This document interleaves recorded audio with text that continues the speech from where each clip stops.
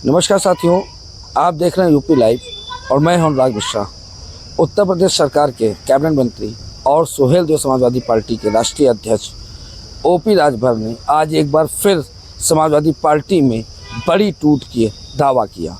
उन्होंने एक चैनल से बातचीत में कहा कि समाजवादी पार्टी में कल जो ब्राह्मण सम्मेलन हुआ है उसमें ब्राह्मणों का जो अपमान हुआ है उससे लेकर ब्राह्मण नाराज़ है और सपा का एक ब्राह्मण सांसद ही बागी बलिया सपा में टूट की कहानी को लिख रहा है। इसी मामले पर हमारे साथ बात करने के लिए समाजवादी लोहिया वाहिनी के राष्ट्रीय कार्यकारिणी के उपाध्यक्ष ब्रिजेश सिंह बैचलर मौजूद हैं। उन्हीं से पूछते हैं कि क्या समाजवादी पार्टी में सच में टूट होगी, राजभर ने जो दावे किए हैं उनमें कितनी सच्चाई है। ब्रिजेश जी, अभी ओपी राजभर का बयान आपने सुना होगा कि कल भी उन्होंने दावा किया था और आज एक बार फिर उन्होंने ये कहा है कि समाजवादी पार्टी में टूट होगी और बागी बलिया से कोई ब्राह्मण सांसद हैं जो इस टूट का नेतृत्व करेंगे। कैसे देख रहे हैं इस चीज़ को? देखिए, मैं ये कहना चाहूँगा कि राजभर जी बिना पेंदी के लोटा है। उनका खुद का कोई अस्तित्व नहीं है। वो भारतीय जनता पार्टी के एक समय गरियाते थे, योगी मोदी के खिलाफ बोलते थे कि इनको कटोरा लेके निकलना पड़ेगा, इनकी औकात ऐसे मिला देंगे। पिछली सरकार में जो वो मंत्री थे उनकी कोई तवज्जो नहीं मिलती थी, पार्टी छोड़कर भागे, वो सरकार से हटे, मंत्री पद छोड़ा उन्होंने। फिर समाजवादी पार्टी ने उनको सम्मान देने का काम किया। भारतीय जनता पार्टी में तो लोग स्टूल पे बैठने का काम, केशव प्रसाद मौर्य जैसे लोग स्टूल पे बैठते हैं, राजभर जैसे लोग खड़े रहते हैं। समाजवादी पार्टी के मुखिया अखिलेश यादव ने उनको अपने बगल बैठाकर सम्मान देने का काम किया और आज जो भी विधायक हैं उनके, वो समाजवादी पार्टी की देन है। और आधे से ज़्यादा समाजवादी पार्टी के लोग ही उनके सिंबल पर लड़े थे, तो वो 5-6 विधायक भी इकट्ठा करके मीटिंग नहीं कर सकते, वो समाजवादी पार्टी में टूट का दावा करते हैं। नहीं, लेकिन अगर ओपी राजभर बार बार ये कह रहे हैं, अभी उन्होंने परसों भी कहा, कल भी कहा, आज फिर वो कह रहे हैं, तो कहीं ना कहीं कुछ तो सच्चाई होगी ही। ऐसे तो कोई इतना बड़ा नेता अगर ये बार बार दावा कर रहा है कि सभा में टूट होगी तो कहीं कुछ ना कुछ तो सच्चाई होगी ना।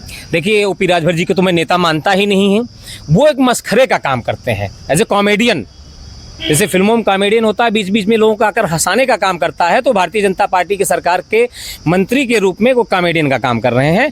और उनकी बात में कोई भी औचित्य नहीं है, कोई उनका वो नहीं है। फर्जी चीज़ें बीच बीच में लाइमलाइट में आने के लिए, अपने आप को दिखाने के लिए मैं भी हूँ, ओम प्रकाश राजभर को लोग जाने, इसलिए वो फर्जी बातें लेकर आ जाते हैं। समाजवादी पार्टी में हमेशा एकता रही है और हमारे 37 सांसद जो है हमारे साथ हैं, हमारे 111 विधायक हमारे साथ हैं, उसमें कोई दिक्कत नहीं। उन्होंने तो दावा किया है कि आपके जो प्रमुख राष्ट्रीय महासचिव हैं राम गोपाल यादव, वो बाकायदा मिल चुके हैं अमित शाह से और उन्होंने वो लोकसभा अध्यक्ष से मिल चुके हैं, उन्होंने बाकायदा लेटर दिया है।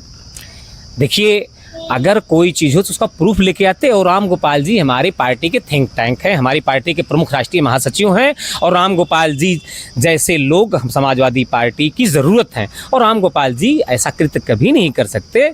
ओम प्रकाश राजभर जी खुद में ख़त्म होती जा रही उनकी पार्टी। वो खुद अपने आप को समाजवादी पार्टी में लाइन लगाए हैं कि हमको फिर से गठबंधन में अखिलेश जी शामिल करें। ये कृत्य इसीलिए किया जा रहा है कि भारतीय जनता पार्टी वाले उनको लोड लें, क्योंकि भारतीय जनता पार्टी इस बार उनको जो है मुझे लग रहा है 10 सीट भी देने के चक्कर में नहीं, वो 30-35 का लिस्ट तैयार किए बैठे हैं। तो अपने आप को भारतीय जनता पार्टी से ज़्यादा सीटें मांगने के चक्कर में लगे हैं।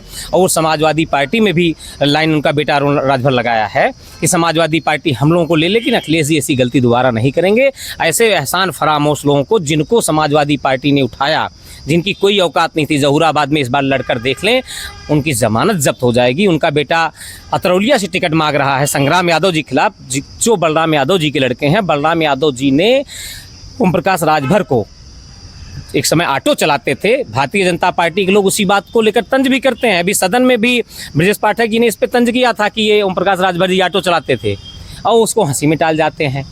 खिसियान बिल्ली वाला कहानी है कि वही खम्बा नोचे वाली कहानी हो, हंसी हंसी हर बात को उड़ा देते हैं।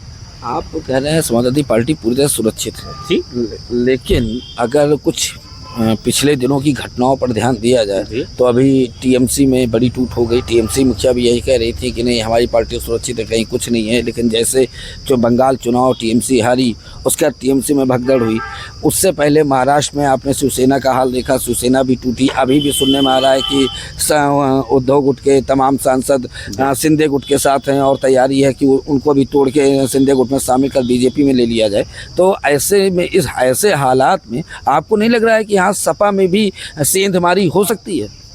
देखिए, हमारा परिवार ऐसा है कि इसमें खटपट हो सकती है, लेकिन कोई कभी किसी अलग नहीं जा सकता। जो भी शिकवा शिकायतें होंगी हम लोग मिल बैठकर निपट लेंगे, लेकिन हम लोग भारतीय जनता पार्टी जैसे विनाशकारी पार्टी में हमारी पार्टी का एक कार्यकर्ता जाना पसंद नहीं करेगा।